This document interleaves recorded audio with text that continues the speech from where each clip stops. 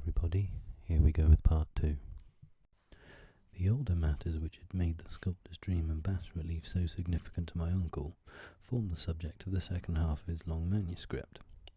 Once before it appeared, Professor Angel had seen the hellish outlines of the nameless monstrosity, puzzled over the unknown hieroglyphics, and heard the ominous syllables which can be rendered only as Cthulhu, and all this in so stirring and horrible a connection that it's small wonder he pursued young Wilcox with queries and demands for data. The earlier experience had come in 1908, 17 years before, when the American Archaeological Society held its annual meeting in St. Louis.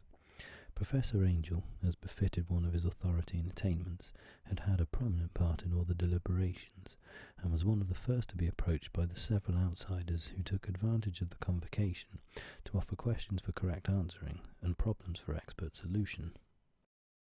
The chief of these outsiders, and in a short time the focus of interest for the entire meeting, was a commonplace-looking middle-aged man who had travelled all the way from New Orleans for certain special information, unobtainable from any local source. His name was John Raymond Legrasse, and he was by profession an inspector of police. With him he bore the subject of his visit, a grotesque, repulsive, and apparently very ancient stone statuette, whose origin he was at a loss to determine. It must not be fancied that Inspector Legrasse had the least interest in archaeology. On the contrary, his wish for enlightenment was prompted by purely professional considerations. The statuette, idol, fetish, or whatever it was, had been captured some months before in the wooded swamps south of New Orleans during a raid on a supposed voodoo meeting, and so singular and hideous were the rites connected with it that the police could not but realize that they had stumbled onto a dark cult totally unknown to them, and infinitely more diabolic than even the blackest of the African voodoo circles. Of its origin, apart from the erratic and unbelievable tales extorted from the captured members, absolutely nothing was to be discovered, hence the anxiety of the police for any antiquarian lore which might help them to place the frightful symbol and through it track down the cult to its fountainhead. Inspector Legrasse was scarcely prepared for the sensation which his offering created. One sight of the thing had been enough to throw the assembled men of science into a state of tense excitement, and they lost no time in crowding around him to gaze at the diminutive figure, whose utter strangeness and air of genuinely abysmal antiquity hinted so potently at unopened and archaic vistas.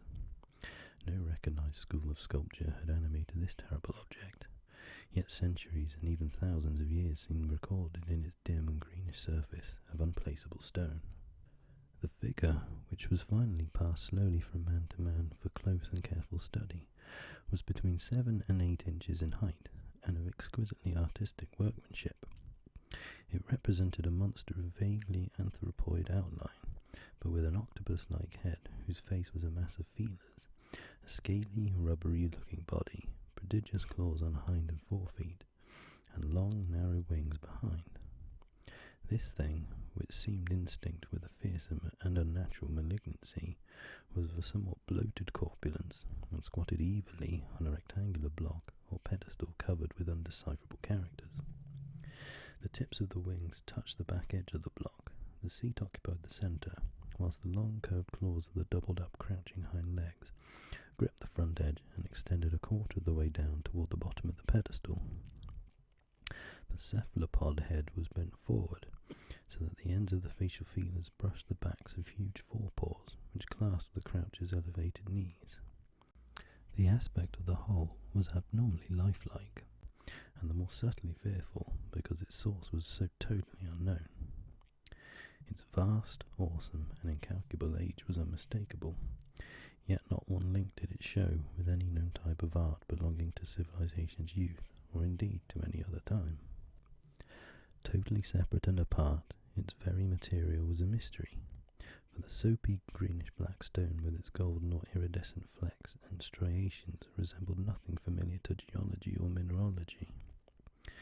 The characters along the base were equally baffling, and no member present, despite a representation of half the world's expert learning in this field, could form the least notion of even their remotest linguistic kinship.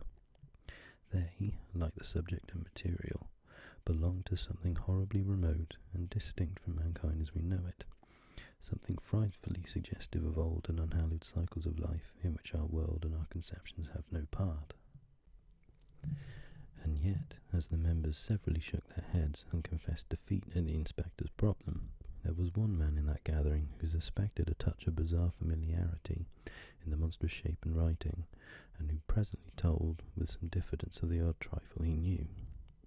This person was the late William Channing Webb, professor of anthropology in Princeton University, and an explorer of no slight note.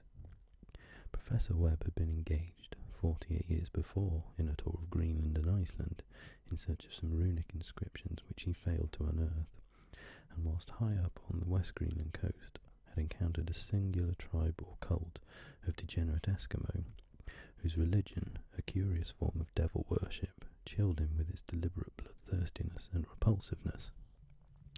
It was a faith of which other Eskimo knew little, and which they mentioned only with shudders, saying that it had come down from horribly ancient aeons before ever the world was made.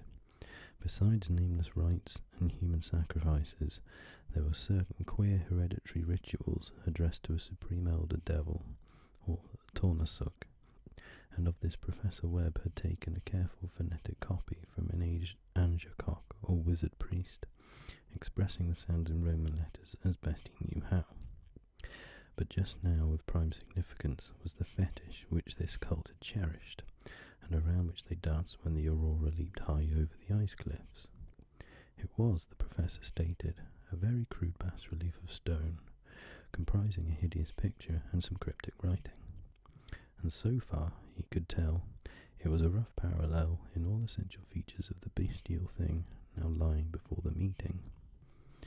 This data, received with suspense and astonishment by the assembled members, proved doubly exciting to Inspector Legrasse, and he began at once to ply his informant with questions.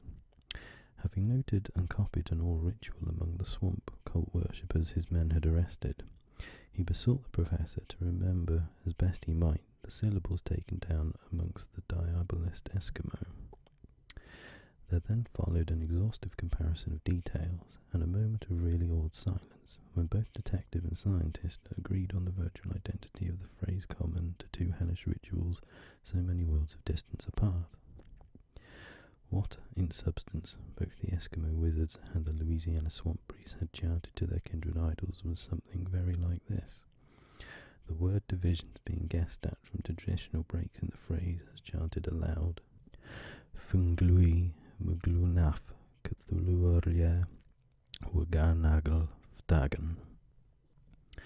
Legrasse had one point in advance of Professor Webb, for several among his mongrel prisoners had repeated to him what older celebrants had told them the words meant. This text, as given, ran something like this: In his house at R'lyeh, dead Cthulhu waits dreaming. And now, in response to a general and urgent demand, Inspector Legrasse related as fully as possible his experience with the swamp worshippers, telling a story to which I could see my uncle attach profound significance. It savoured of the wildest dreams of myth-maker and theosophist, and disclosed an astonishing degree of cosmic imagination among such half-castes and pariahs as might be least expected to possess it. On November 1st, 1907, there had come to the New Orleans police a frantic summons from the swamp and lagoon country to the south. The squatters there, mostly primitive but good-natured descendants of Lafitte's men, were in the grip of stark terror from an unknown thing, which had stolen upon them in the night. It was voodoo, apparently, but voodoo of a more terrible sort than they had ever known, and some of their women and children had disappeared since the malevolent tom-tom had begun its incessant beating far within the black-haunted woods where no dweller ventured. There were insane shouts and harrowing screams, soul-chilling chants and dancing devil flames, and, the frightened messenger added, the people could stand it no more. So a body of 20 police, filling 2 carriages and an automobile, had set out in the late afternoon with the shivering squatter as a guide. At the end of the passable road they alighted, and for miles splashed on in silence through the terrible cypress woods where day never came. Ugly roots and malignant hanging nooses of Spanish moss beset them, and now and then a pile of dank stones or fragment of a rotting wall intensified by its hint of morbid habitation, a depression which every malformed tree and every fungus islet combined to create. At length the squatter settlement, a miserable huddle of huts, hove into sight, and hysterical dwellers ran out to cluster around the group of bobbing lanterns. The muffled beat of tom-toms was now faintly audible far, far ahead, and a curdling shriek came at infrequent intervals when the wind shifted. A reddish glare, too, seemed to filter through the pale undergrowth beyond endless avenues of forest night. Reluctant even to be left alone again, each one of the cowed squatters refused point-blank to advance another inch towards the scene of unholy worship, so Inspector Legrasse and his 19 colleagues plunged on unguided into black arcades of horror that none of them had ever trod before. The region now entered by the police was one of traditionally evil repute, substantially unknown and untraversed by white men. There were legends of a hidden lake unglimpsed by mortal sight, in which dwelt a huge formless white polypus thing with luminous eyes, and squatters whispered that bat-winged devils flew up out of caverns in inner earth to worship it at midnight. They said it had been there before d'Iberville, before LaSalle, before the Indians, and before even the wholesome beasts and birds of the woods. It was nightmare itself, and to see it was to die, but it made men dream, and so they knew enough to keep away. The present voodoo orgy was, indeed, on the merest fringe of this abhorred area, but that location was bad enough, hence perhaps the very place of worship had terrified the squatters more than the shocking sounds and incidents. Only poetry or madness could do justice to the noises heard by Legrasse's men as they ploughed on through the black morass towards the red glare and the muffled tom-toms. There are vocal qualities peculiar to men, and vocal qualities peculiar to beasts, and it is terrible to hear the one when the source should yield the other. Animal fury and orgiastic license here whip themselves to demoniac heights by howls and squawking ecstasies that tore and reverberated through those nighted woods like pestilential tempests from the gulfs of hell. Now and then the less organised ululation would cease, and from what seemed a well-drilled chorus of hoarse voices would rise in sing-song chant that hideous phrase or ritual, Funglui Muglunaf Cthulhu Orlie Nagelftagen. Then the men, having reached a spot where the trees were thinner, came suddenly in sight of the spectacle itself. 4 of them reeled, 1 fainted, and 2 were shaken into a frantic cry, which the mad cacophony of the orgy fortunately deadened. Legrasse dashed swamp water on the face of the fainting man, and all stood trembling and nearly hypnotized with horror. In a natural glade of the swamp stood a grassy island of perhaps an acre's extent, clear of trees and tolerably dry. On this now leaped and twisted a more indescribable horde of human abnormality than any but a Syme or an Angarola could paint.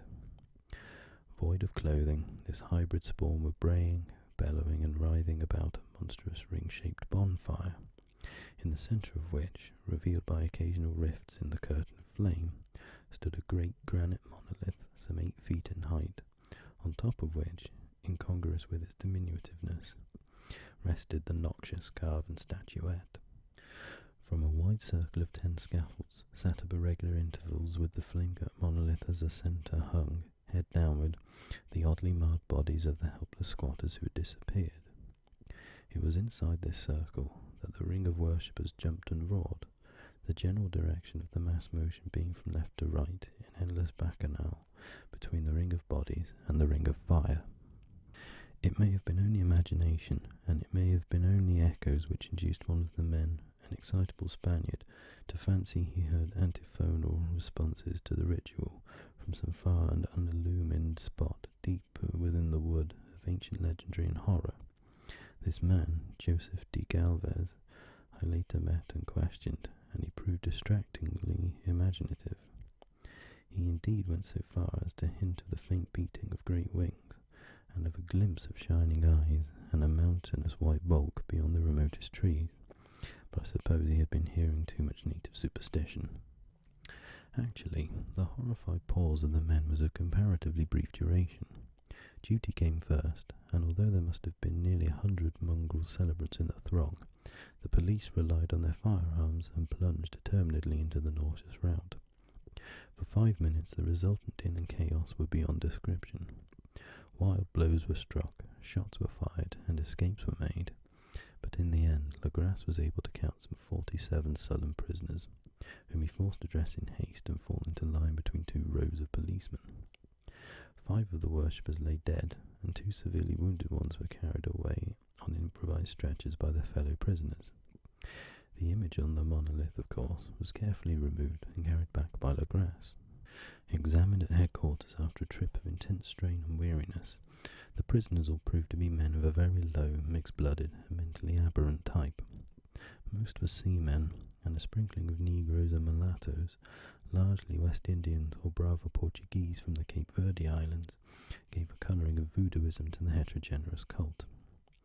But before many questions were asked, it became manifest that something far deeper and older than Negro fetishism was involved. Degraded and ignorant as they were, the creatures held with surprising consistency to the central idea of their loathsome faith.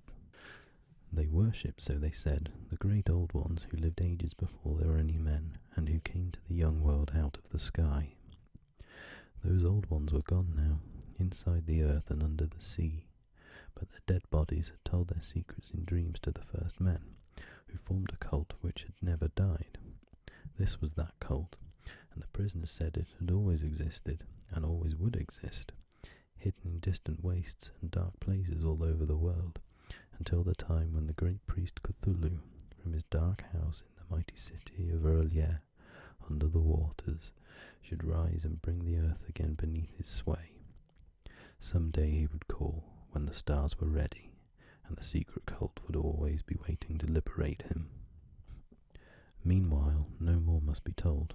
There was a secret which even torture could not extract. Mankind was not absolutely alone among the conscious things of earth, for shapes came out of the dark to visit the faithful few. But these were not the great old ones. No man had ever seen the old ones. The carven idol was great Cthulhu, but none might say whether or not the others were precisely like him. No one could read the old writing now, but things were told by word of mouth. The chanted ritual was not the secret. That was never spoken aloud, only whispered. The chant meant only this: in his house at Roulier, dead Cthulhu waits dreaming. Only 2 of the prisoners were found sane enough to be hanged, and the rest were committed to various institutions. All denied a part in the ritual murders, and averred that the killing had been done by black-winged ones, which had come to them from their immemorial meeting place in the haunted wood. But of those mysterious allies, no coherent account could ever be gained. What the police did extract came mainly from an immensely aged mestizo named Castro, who claimed to have sailed to strange ports and talked with undying leaders of the cult in the mountains of China. Old Castro remembered bits of hideous legend that paled the speculations of Theosophists, and made man and the world seem recent and transient indeed. There had been aeons when other things ruled on the earth, and they had had great cities. Remains of them, he said the deathless Chinaman had told him, were still to be found as cyclopean stones on islands in the Pacific. They all died vast epochs of time before men came, but there were arts which could revive them when the stars had come round again to the right positions in the cycle of eternity. They had indeed come themselves from the stars, and brought their images with them. These great old ones, Castro continued, were not composed altogether of flesh and blood. They had shape, for did not this star-fashioned image prove it? But that shape was not made of matter.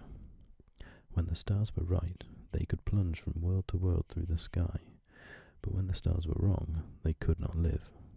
But although they no longer lived, they would never really die. They all lay in stone houses in their great city of Roulier, preserved by the spells of mighty Cthulhu for a glorious resurrection, when the stars and the earth might once more be ready for them. But at that time some force from outside must serve to liberate their bodies. The spells that preserved them intact likewise prevented them from making an initial move, and they could only lie awake in the dark and think whilst uncounted millions of years rolled by. They knew all that was occurring in the universe, but their mode of speech was transmitted thought. Even now they talked in their tombs.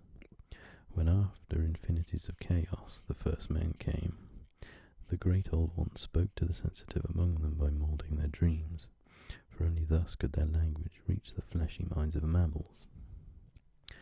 Then, whispered Castro, those first men formed the cult around small idols which the great ones showed them, idols brought in dim areas from dark stars. That cult would never die till the stars came right again, and the secret priest would take great Cthulhu from his tomb to revive his subjects and resume his rule of earth. The time would be easy to know, for then mankind would have become as the great ones, free and wild and beyond good and evil, with laws and morals thrown aside, and all men shouting and killing and revelling in joy. Then the liberated old ones would teach them new ways to shout and kill and revel and enjoy themselves, and all the earth would flame with a holocaust of ecstasy and freedom. Meanwhile the cult, by appropriate rites, must keep alive the memory of those ancient ways and shadow forth the prophecy of their return. In the elder time, chosen men had talked with the entombed old ones in dreams, but then something had happened. The great stone city, R'lyeh, with its monoliths and sepulchres, had sunk beneath the waves, and the deep waters, full of the one primal mystery through which not even thought can pass, had cut off the spectral intercourse. But memory never died, and high priests said that the city would rise again when the stars were right. Then came out of the earth the black spirits of earth, mouldy and shadowy, and full of dim rumours picked up in caverns beneath forgotten sea bottoms. But of them old Castro dared not speak much. He cut himself off hurriedly, and no amount of persuasion or subtlety could elicit more in this direction. The size of the old ones, too, he curiously declined to mention. Of the cult, he said that he thought the centre lay amid the pathless deserts of Arabia, where Iram, the city of pillars, dreams hidden and untouched. It was not allied to the European witch cult, and was virtually unknown beyond its members. No book had ever really hinted of it, though the deathless Chinaman said there were double meanings in the Necronomicon of the mad Arab Abdul al-Hazred, which the initiated might read as they chose, especially the much-discussed couplet, "That is not dead which can eternal lie, and with strange aeons even death may die." Legras, deeply impressed and not a little bewildered, had inquired in vain concerning the historic affiliations of the cult. Castro, apparently, had told the truth when he said that it was wholly secret. The authorities at Tulane University could shed no light upon either cult or image, and now the detective had come to the highest authorities in the country and met with no more than the Greenland tale of Professor Webb. The feverish interest aroused at the meeting by Legras's tale, corroborated as it was by the statuette, is echoed in the subsequent correspondence of those who attended, although scant mention occurs in the formal publications of the Society. Caution is the first care of those accustomed to face occasional charlatanry and imposture. Legras for some time lent the image to Professor Webb, but at the latter's death it was returned to him and remains in his possession, where I viewed it not long ago. It is truly a terrible thing, and unmistakably akin to the dream sculpture of young Wilcox. That my uncle was excited by the tale of the sculptor I did not wonder, for what thoughts must arise upon hearing, after a knowledge of what Legras had learned of the cult, of a sensitive young man who had dreamed not only the figure and exact hieroglyphics of the swamp-found image and the Greenland devil tablet, but had come in his dreams upon at least 3 of the precise words of the formula uttered alike by Eskimo Diabolis and mongrel Louisianans. Professor Angel's instant start on an investigation of the utmost thoroughness was eminently natural, though privately I suspected young Wilcox of having heard of the cult in some indirect way, and of having invented a series of dreams to heighten and continue the mystery at my uncle's expense. The dream narratives and cuttings collected by the professor were, of course, strong corroboration, but the rationalism of my mind and the extravagance of the whole subject led me to adopt what I thought the most sensible conclusions. So, after thoroughly studying the manuscript again, and correlating the theosophical and anthropological notes with the cult narrative of Legras. I made a trip to Providence to see the sculptor and give him the rebuke I thought proper for so boldly imposing upon a learned and aged man. Wilcox still lived alone in the Fleur-de-Lis building in Thomas Street, a hideous Victorian imitation of 17th century Breton architecture, which flaunts its stuccoed front amidst the lovely colonial houses on the ancient hill, and under the very shadow of the finest Georgian steeple in America. I found him at work in his rooms, and at once conceded from the specimens scattered about that his genius is indeed profound and authentic.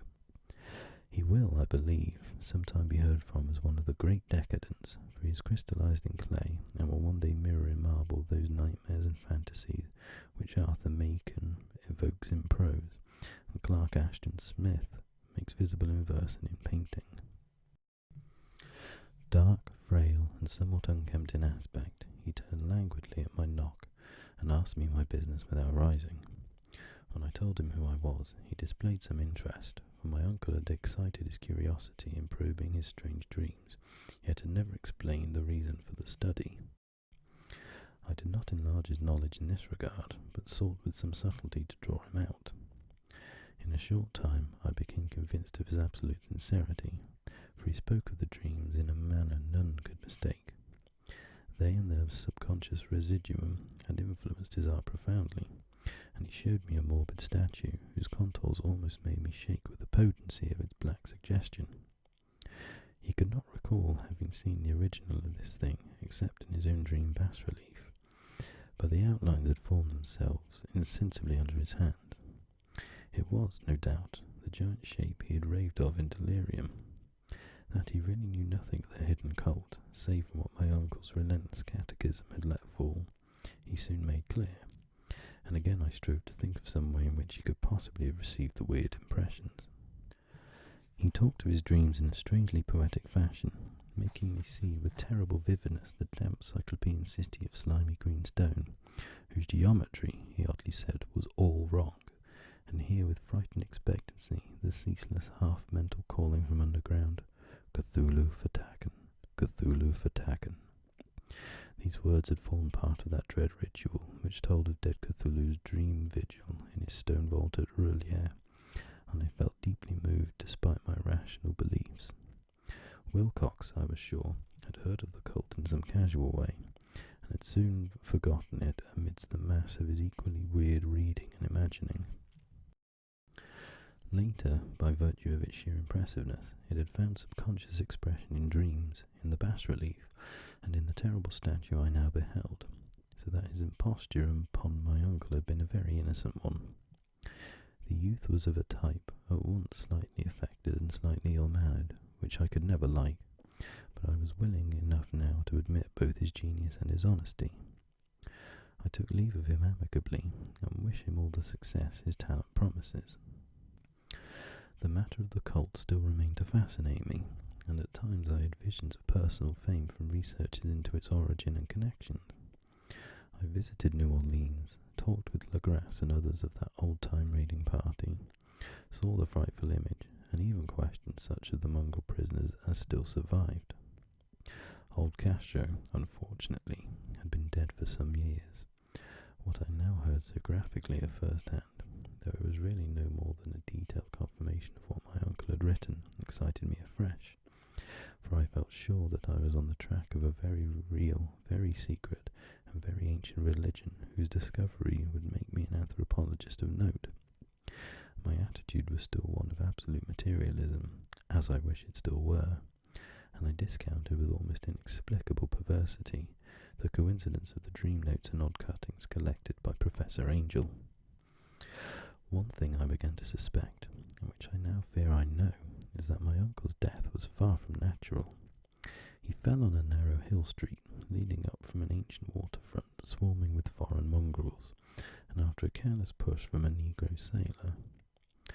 I did not forget the mixed blood and marine pursuits of the cult members in Louisiana, and would not be surprised to learn of secret methods and poison needles as ruthless and as anciently known as the cryptic rites and beliefs.